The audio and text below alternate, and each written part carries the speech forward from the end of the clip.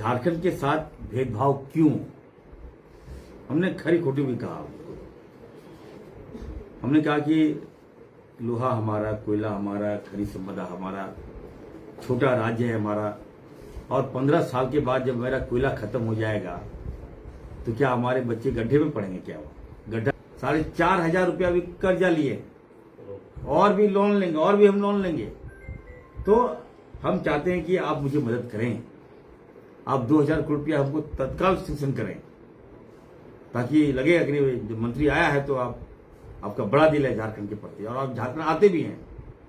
दूसरा मैंने मांग किया कि सर मुझे रांची में आप एम्स दीजिए सर। आपको दिक्कत क्या हो रही है? बताइए, 300 किलोमीटर आपने देवघर में एम्स बना दिया। रांची का हेडक्वार्टर है मेरा, पेशेंट सारा यहीं आते हैं हर जिलों से, तो आप एम्स दीजिएगा तो आपका नाम होगा।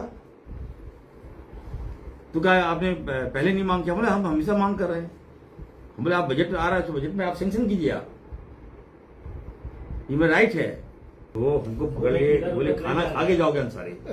तो हम बोले सर हमको खाना मत खिलाइए, हमको पैसा दे दीजिए सर, हम पैसा लेने के लिए आए हैं, दे दीजिए सर। झारखंड में सर 20 साल कोई काम नहीं किया सर, वो भी इलाज कर रहे थे। झारखंड की स्वास्थ्य व्यवस्था को नई मजबूती देने की तैयारी तेज हो गई है।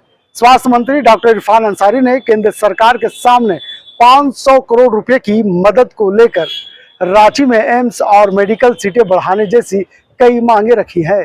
दिल्ली से लौटने के बाद क्या कुछ कह रहे झारखंड के स्वास्थ्य मंत्री डॉक्टर इरफान अंसारी, चलिए हम आपको सुनाते हैं। शामिल हुए, क्या मांगे रखी मजबूती से आपने झारखंड को लेकर?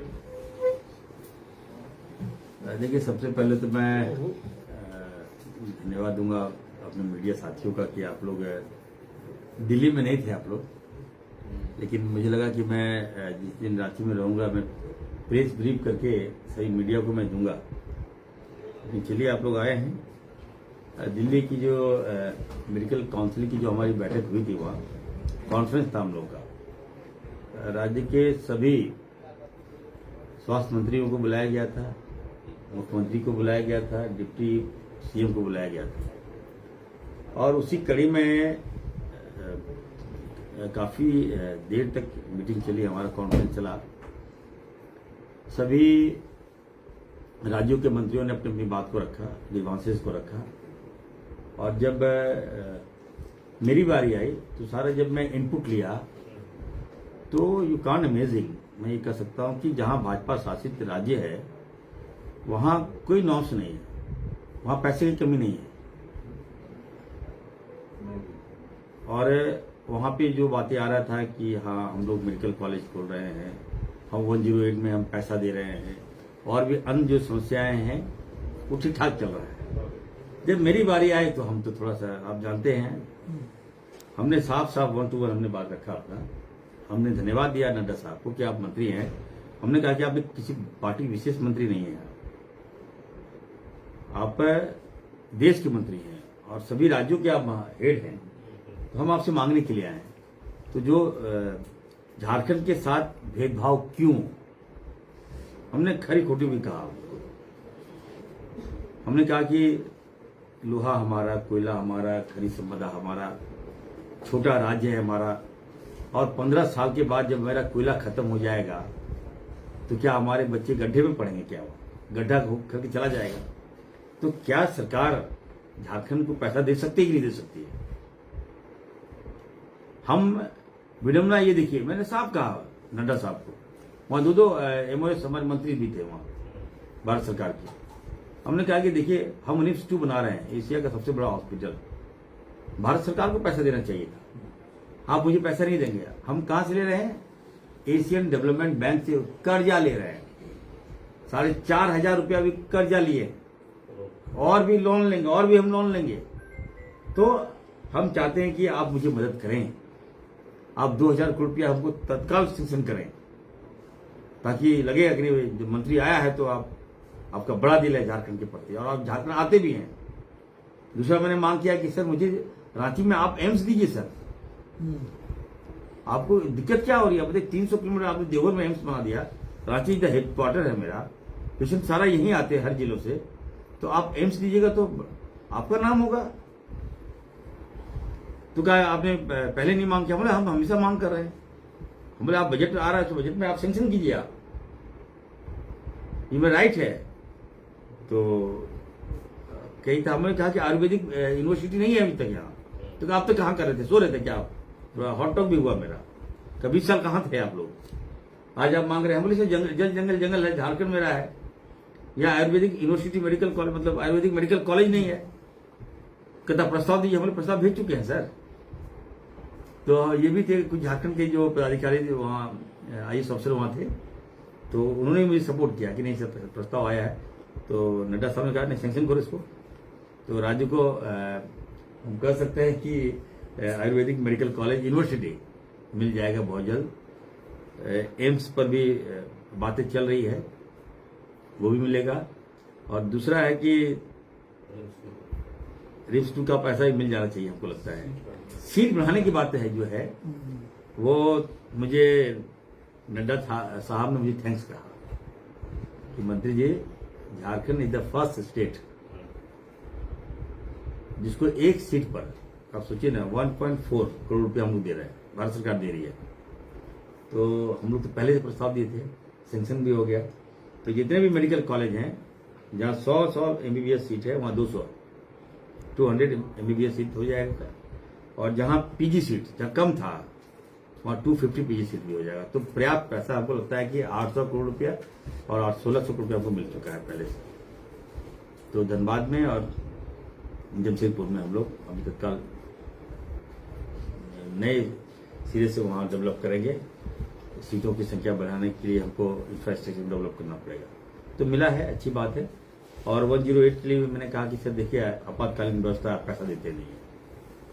अन्य राज्यों में सुन रहा था, वहाँ तो झारखंड से ही बद से बदतर बता रहे हैं वो लोग, आप ही के स्टेट बता रहे हैं सर। तो कुछ पैसा दीजिए सर हम लोग को, हम लोग गरीब स्टेट है, पैसा आपने रोक दिया है सर। तो कहा कि नहीं हम इसको रिवाइव कर लेते हैं, आप हमको प्रस्ताव भेजो और एम्बुलेंस खरीदो आप। दूसरा एक ममता जो हमारी सैया बहनों के लिए भी मैंने बात रखी कि उनका जो मानदेय पे है उनको पैसा बढ़ा दीजिए। और मैंने कहा कि जो ममता वाहन जो है हम लोग हायर करते हैं।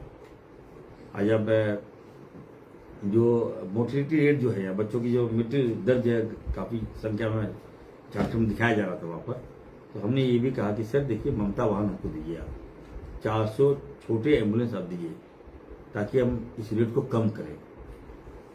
और हम तभी आपके सारे जो योजनाएं हैं भारत सरकार का, तभी हम सही ढंग से इम्प्लीमेंट कर सकते हैं जब आप मुझे सपोर्ट कीजिएगा।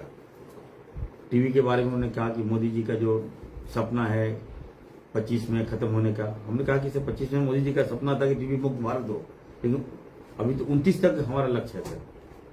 हम झारखंड ऐसे बताइए, यहाँ खनिज माइंस एंड मिनरल है, टाइप ऑफ डिजीज है हमारे पास, जहाँ पॉल्यूशन है वहाँ आपको अस्थमा बहुत ज़्यादा पेशेंट मिलता है, मलेरिया मिलेगा, फलेरिया मिलेगा आपको, सब सिकल सेल एनीमिया मिलेगा, एनीमिक पेशेंट बहुत ज़्यादा है सर।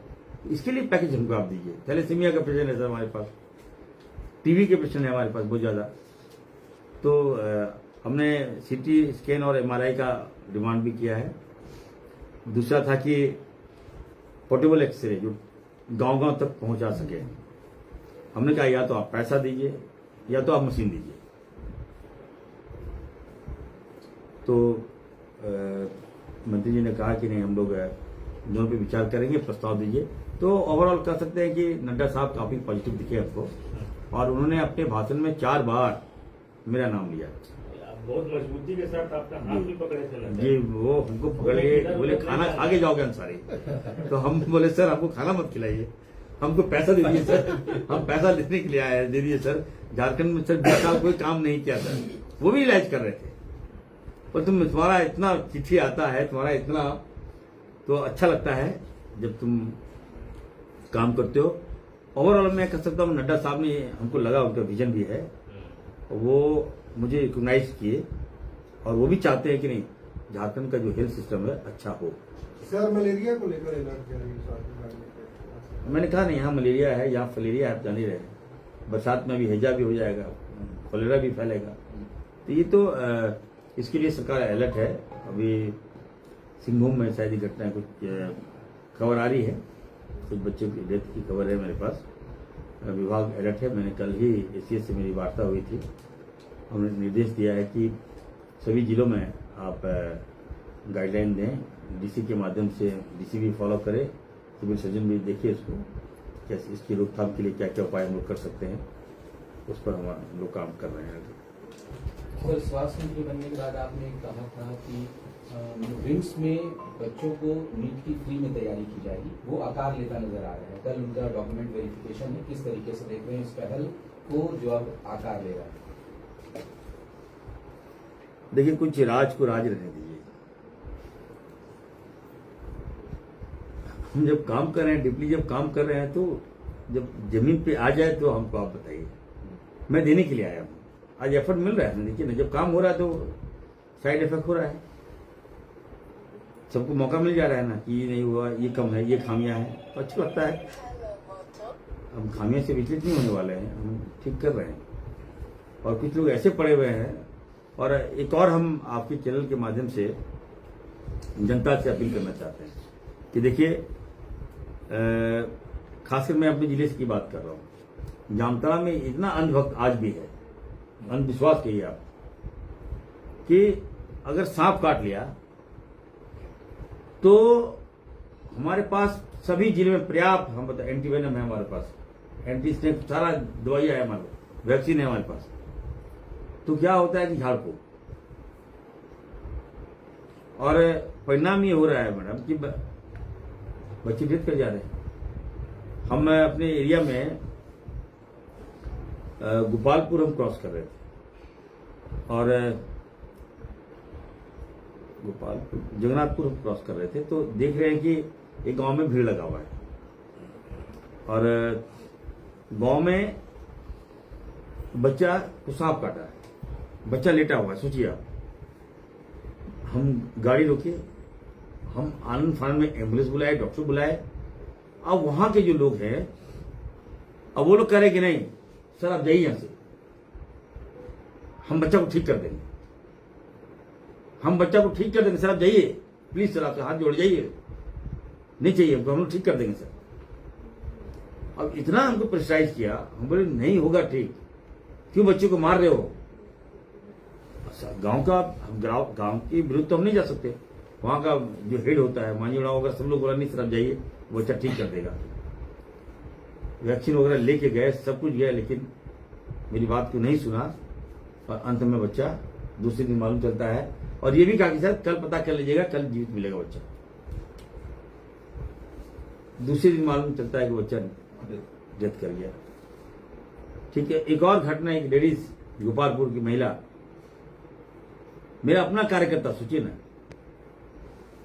सांप काटा, खून निकल रहा हाथ से, हॉस्पिटल बगल में है, वहां नहीं जाया गया, चला गया झाड़ फूक में।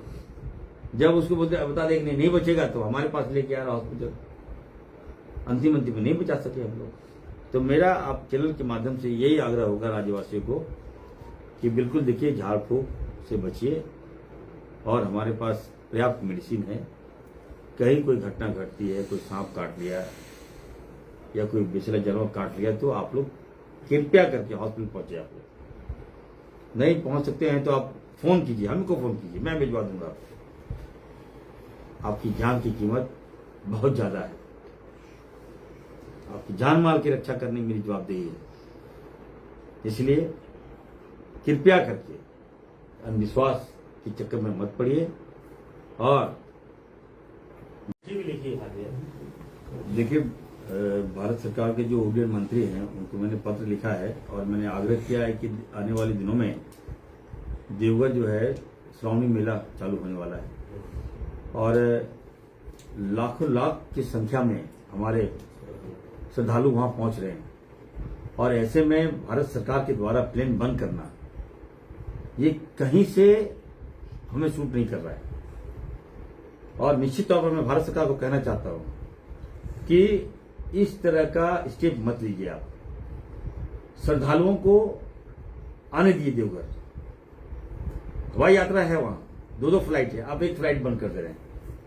अगर आपको पैसे का अभाव है तो हमारी सरकार पेमेंट करेगी, भारत सरकार को, इंडिगो को हम लोग पेमेंट करेंगे, लेकिन श्रद्धालुओं को हम लोग पूजा कराएंगे,